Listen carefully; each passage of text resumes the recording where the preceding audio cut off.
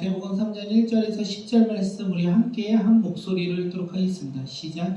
그때에 세례 요한이 이르러 유대 강야에서 전파하여 말하되 회개하라 천국이 가까이 왔느니라 하였으니 그는 선지자 이사야를 통하여 말씀하신 자라. 일러스되 광야에 외치는 자의 소리가 있어 이르되 너희는 주의 길을 준비하라 그가 오실 길을 곱게 하라 하였느니라. 이에 요한이 낙타털 옷을 입고 허리에 가죽띠를 띠고 음식은 메뚜기와 석청이었더라.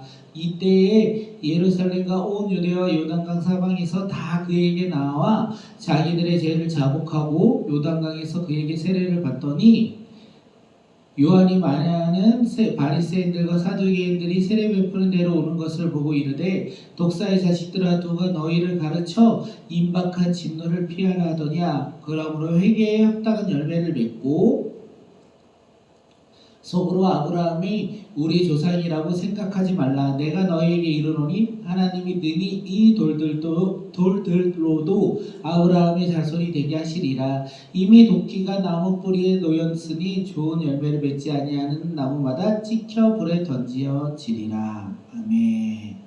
오늘 우리 함께 나눌 말씀의 제목은 우리의 열매입니다. 우리 열매가 어떤 열매가 되어야 될지 함께 말씀 나누도록 하겠습니다. 우리가 어저께까지 예수님이 이제 그 헤롯 왕의 핍박과 박해로 인하여 애굽으로 갔고 그 다음에 그가 죽은 후에 다시 유대로 왔지만 그 요셉의 아빠 그 다음에 그의 아내 마리아와 예수님이 예루살렘에서 사는 것이 아니라 나사렛 동네로 가서 살아가는 것을 우리가 어저께 말씀을 나눴습니다. 그리고 그들이 성장할 때 이제 천국의 이제 마지막 때, 다시 말해서 하나님의 나라가 도래될 때를 가리켜 그때라고 하는데, 그때에 오늘 우리가 읽은 말씀 그때에 이제 놀라운 사건이 하나 일어나게 되었습니다. 그때 어떤 일이 일어납니까? 유대 광야에서 한 인물이 나타나요. 준비하는 자, 예수님을 준비하는 자가 나타납니다. 그리고 그가 하나의 메시지를 선포합니다. 예수님을 준비하는 자, 바로 세례 요한이었고, 세례 요한이 유대 광야에서 많은 사람들에게 이야기를 합니다. 예수님이 오시기 전에 준비하는 자, 예수님이 오실 때를 준비하는 그가 무엇이라고 외치냐면 회개하라 천국이 가까이 왔다. 유다 광야에서 회개하라 천국이 가까이 왔다 이렇게 선포하고 있다는 것입니다. 그가 선포하고 있어요. 회개하라 천국이 가까이 왔다. 천국이 가까이 왔다는 것은 무엇입니까? 천국이 무엇입니까? 하나님의 통치와 하나님의 임재한 나라가 이제 가까이 왔다. 하나님이 다스리는 나라가 가까이 왔다. 하나님의 나라가 가까이 왔다. 이렇게 얘기하고 있습니다. 하나님의 나라가 가까이 왔다. 여호와의 날이 가까이 왔다. 이제 우리 가운데 마지막 때가 가까이 왔다. 그러니까 그 전에 너희들이 할 것이 있다. 이렇게 얘기하는 것입니다. 세례 요한이 천국이 가까이 왔다 선포하기 전에 무엇이라고 선포하냐면 회개하라입니다. 회개하라 천국이 가까이 왔다. 회개하라 하나님의 나라, 하나님이 통치하는 나라, 마지막 여호와의 날이 가까이 왔다. 그러므로 너희들은 회개하라. 이렇게 얘기하는 것입니다. 회개가 무엇입니까? 마음과 생각을 바꾸어 돌이킨다라는 뜻을 갖고 있어요. 세례 요한이 회개하라라고 광야에서 외치는 그 회개는요, 그 마음을 바꾸고 생각을 바꿔서 돌이키는 것을 말하는 게 아니라 죄로부터 떠나서 하나님 앞에서 멀어졌던 너희들이 이제 돌이켜서 다시 하나님 앞으로 나와야 된다. 하나님 앞에 나오는 합당한 사람이 되어야 된다. 죄를 이제 고백하고 죄에서 벗어나는 사람들이 되어야 된다. 그러는 사람들을 향하여 하나님의 나라가 가까이 왔다. 이렇게 이야기하고 있습니다. 세례 요한은 고백합니다. 회개하면 하나님 나라가 가까이 오고 하나님 나라 가운데 임할 것이다. 만약에 회개하지 않는다면 하나님 나라와 상관없는 자가 될 것이다 라고 선포한 것이 무엇입니까? 회개하라 천국이 가까이 왔다. 이 얘기예요. 이 얘기를 지금 유다 광야에서 외치고 있어요. 수많은 사람들 앞에서 이 메시지만을 전하고 있다는 것입니다. 그들의 유대인들이 들으면서 그들의 죄가 무엇입니까? 왜 그들은 회개를 해야 됩니까? 그들은 이 세례 요한의 메시지 회개하라 천국이 가까이 왔다는 이 메시지를 왜 들어야 합니까? 그들은 유대인들 지금 세례 요한으로부터 이 메시지에 선포하는 메시지를 듣고 있는 유대인들은 죄로 말미암아 심판을 받는 사망에 이르는 죄삭스 사망이다. 곧 심판받는다라는 그 벌을 받는 죄인이었다는 것입니다. 그러므로 말미암아 그들이 회개함으로써 하나님의 은혜를 받고 제사함을 통하여 사망이 아니라 생명 가운데 하나님의 나라에 속하여 하나님이 통치하시고 다스리는 나라 가운데 그 나라를 소망하며 살아가는 자들이 되어야 된다는 거예요. 그래서 지금 세례 요한은 외치고 있어요. 어디 세례 요한이 유대가냐에서 2000여 년 전에 외치는 회개하라 천국이 가까이 왔다가 그때의 메시지로 끝나는 겁니까? 그렇지 않다는 거예요. 오늘도 우리라고 2021세기를 살아가는 현대인이라고 해서 다르겠습니까? 아니라는 거예요. 우리라고 별반 다름이 없어요. 우리도 이 메시지를 들어야 돼요. 회개하라 천국이 가까이 왔다. 나는 죄인이 아닌데, 내가 회개할 게 없는데, 나는 선하게 살았는데 죄인은 저 사람이지 라고 생각하면 우리 또한 하나님 앞에 나아갈 수 없다는 것입니다. 세상의 죄가 아니라 우리가 하나님의 말씀 앞에 죄로 인하여 모든 사람은 다 죄인이라고 하나님은 말씀하셨어요. 모든 사람이 죄를 범하였음에 하나님 앞에 나아갈 수 없다. 우리는 다 죄인이라는 거예요. 이 죄를 고백해야 된다는 것입니다. 그리고 우리가 하나님과 멀리 떨어져 있어 살아가는 이 죄를 회개하고 또 회개함으로 말미암아 우리가 하나님 앞에 나아갈 수 있는 믿음의 자녀로서 변화된다는 것입니다. 우리가 이것을 고백하며 살아가는 믿음의 자녀들이 되었으면 좋겠습니다. 이 세례 요한의 이 자백해라, 죄를 고백해라 하고 이 외쳤던 이 메시지가 사실 사도 요한 또한 요한일서에서 똑같이 얘기하고 있습니다. 뭐라고 얘기하냐면 만일 우리가 우리 죄를 자백하면 그는 미쁘시고 의로우사 우리 죄를 사하시고 우리를 모든 불의에서 깨끗하게 하실 것이요. 우리가 죄를 자백하면 하나님은 은혜를 베푸사 우리의 죄를 사하여 주시고 우리의 죄를 이제 모든 죄를 깨끗하게 하실 것이다. 다시 말해서 이제 하나님의 나라에 하나님이 통치하시는 그 나라에 백성이 될 수 있다 이렇게 얘기하고 있습니다. 그런데 만약에 우리가 죄를 고백하지 않는다면 무엇이라고 얘기하냐면 사도 요한이 만일 우리가 죄를 범죄하지 아니었다 하면 하나님을 거짓말하는 이로 만드는 것이요 또한 그의 말씀이 우리 속에 있지 않다. 나는 죄가 없다. 왜 내가 죄가 있느냐? 죄는 저 사람이 있지 나는 없다 라고 고백하는 사람들을 향하여 사도 요한은 그렇게 말하는 자들은 하나님을 거짓말하는 사람으로 이야기한다. 또한 그의 마음 가운데 하나님의 말씀이 없기에 그는 제사함을 받을 수 없다 이야기하고 있습니다. 사랑하는 성도님들, 오늘 우리가 무엇을 해야 되겠습니까? 오늘 본문에서 세례 요한은 회개하라 천국이 가까이 왔다 이렇게 외치고 있는데 우리가 그 메시지를 들었다면 우리는 무엇을 해야 되겠습니까? 예수 그리스도를 믿음으로 우리는 죄를 고백하며 우리가 제사함 받아 주님 앞에 나아가야 되지 않겠습니까? 오늘 우리 삶 가운데 무엇을 고백해야 되겠습니까? 먼저 죄인된 나를 고백하고 죄인된 내가 살아가는 이 세상 가운데 수많은 죄들을 위하여 우리가 고백해야 되지 않겠습니까? 그때 우리의 기도를 들으시고 우리의 죄를 사하여 주시고 우리를 깨끗하게 하실 그 하나님의 은혜가 우리 가운데 있지 않겠습니까? 그러므로 우리는 날마다 무엇을 해야겠습니까? 의로운 사람으로서 의로운 일을 행해야겠다. 이것을 먼저 고백하는 자들이 아니라 먼저 죄인으로서 주님의 은혜가 아니면 내가 살아갈 수 없다.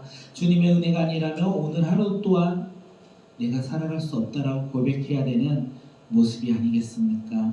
우리가 하나님 말씀 앞에 우리가 무릎 꿇고 기도하며 나아가는 자들, 하나님 말씀 앞에 우리가 주님이 주실 은혜를 기다리며 내가 바로 죄인이라 라고 고백하며 살아가는 오늘 하루 2021년 1월 16일이 되길 바라겠습니다.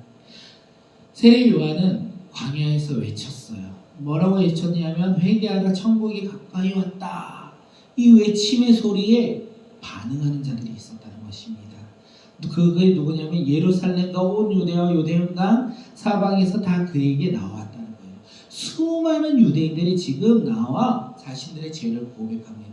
이 메시지를 듣고 하나님의 나라가, 하나님이 다스리는 통치하시는 나라가 가까이 왔으니까 죄를 회개하라, 이 메시지를 듣고 수많은 사람들이 그에게 나와 죄를 고백하며 세례를 받았습니다.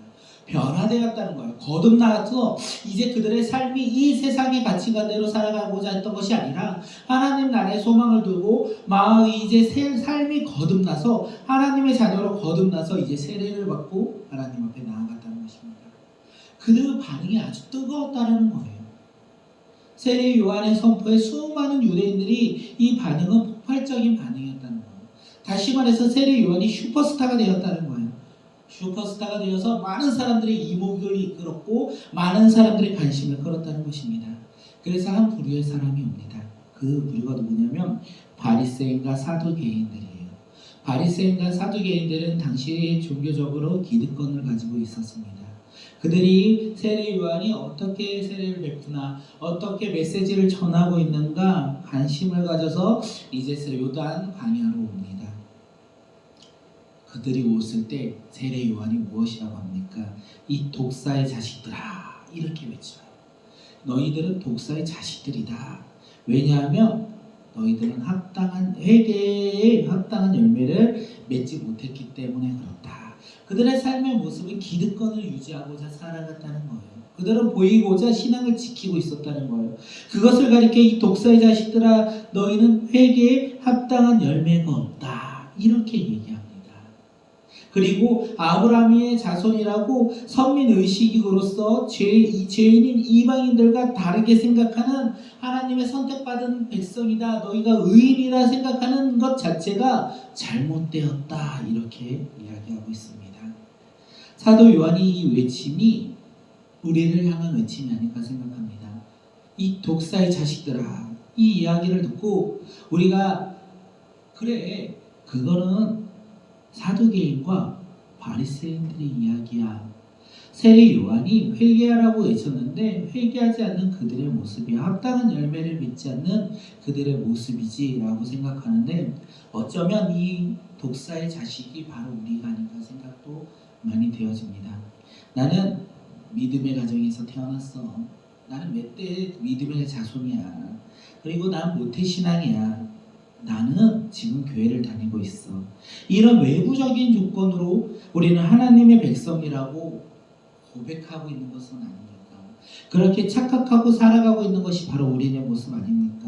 이런 외적인 조건은 하나님의 자녀가 되는 그 하나님 앞에서 아무런 의미가 없다는 거예요. 하나님의 백성으로서 인정받는데 이런 외적인 조건, 나는 교회를 다니고 있고 난 모태신앙이고 난 믿음의 가정에서 자라났어, 이런 외적인 조건은 아무런 구원의 조건도 될 수 없고 구원을 받을 때 단 하나도 인정받을 수 없다는 것입니다. 그렇다면 우리가 무엇을 해야 되겠습니까? 우리가 이 독사의 자식들이 아니라는 것을 어떻게 설명하겠습니까? 그것은 회개에 합당한 열매를 맺으면 됩니다. 회개에 합당한 열매가 우리 가운데 있다면 우리는 독사의 자식이 아니라 우리는 하나님의 백성으로서 살아가는 믿음의 자녀라는 것입니다. 겉모습이 아니라 우리의 속마음에 벌써 변화가 되어서 하나님이 원하시는 회개에 합당한 열매가 우리 가운데 있어야 된다는 것입니다. 예수 그리스도를 믿습니까? 그렇다면 우리 가운데 회개에 합당한 열매가 맺는다는 것입니다. 우리가 그 전에, 회개하기 전에, 예수 그리스도를 믿기 전에, 거듭나기 전에 우리는 이 세상의 가치관과 이 세상의 바라봄과 이 세상의 기준으로 살아갑니다. 그런데 이제는 바뀌어야 돼요. 가치관도 바뀌고 기준도 바뀌고 다 바뀌어야 돼요. 갈라디아서에서 무엇이라고 얘기했냐면 음행과 우상숭배와 분쟁과 투기에서 이제 성령으로 변화된 사람들은 사랑과 희락과 화평과 오래참과 자비와 양선과 충성과 온유와 절제로 이런 성령의 열매로 변화된다고 했습니다. 회개에 합당한 열매가 무엇입니까? 예수 그리스도를 믿음으로 우리가 주님 앞에 나아갈 때 변화되는 것이 무엇입니까? 우리가 갖춰야 될 열매가 무엇입니까? 바로 성령의 열매라는 거예요. 우리는 성령의 열매로 변화되어 이 세상을 살아갈 때 우리는 세례 요한이 이 독사의 자식들아 라고 외칠 때 우리가 아니라 예수 그리스도를 모르고 살아가는 자들이 아닐까 생각합니다. 우리 누군가가 우리 가운데 너 예수님 믿어서 어떤 변화가 있어? 나 교회 다녀.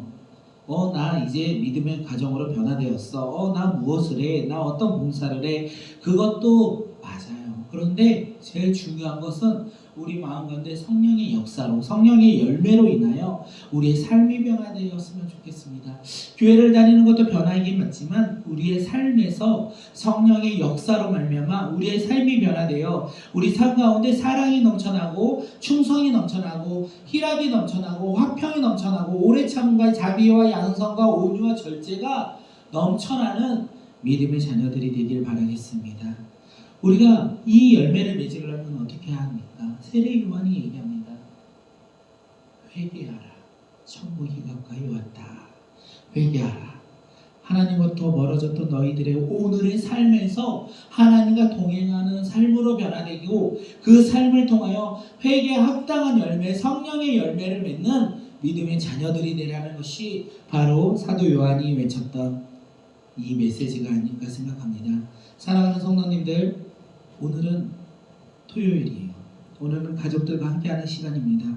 가족들과 함께하는 이 시간 가운데 우리가 자녀들에게 무엇을 나눠주겠습니까? 우리가 자녀들과 함께하는 이 시간에 무엇을 고백하겠습니까? 오늘 세례 요한의 이 메시지를 잊지 않았으면 좋겠습니다. 회개하라, 천국이 가까이 왔다. 죄를 멀리하고 죄로 인하여 단절된 하나님과의 관계 가운데 예수 그리스도를 믿음으로 이제는 성령의 열매를 맺어 사랑과 온유와 충성과 양성과 자비와 수많은 성령의 열매를 오늘 하루 자녀들에게 고백하네요. 오늘 하루 내가 만나는 그 모든 사람들에게 고백하며 살아가는 믿음의 자녀들이 되길 바라겠습니다. 세상 가운데 살아갈 때 힘듦과 어려움이 얼마나 많이 있습니까? 그때마다 우리는 주님 앞에 고백하며 주님의 행하심을 맛보며 성령의 열매로 성령의 인도하심으로 따라 승리하는 믿음의 자녀들, 승리하는 믿음의 사람들이 되길 바라겠습니다. 오늘 이 시간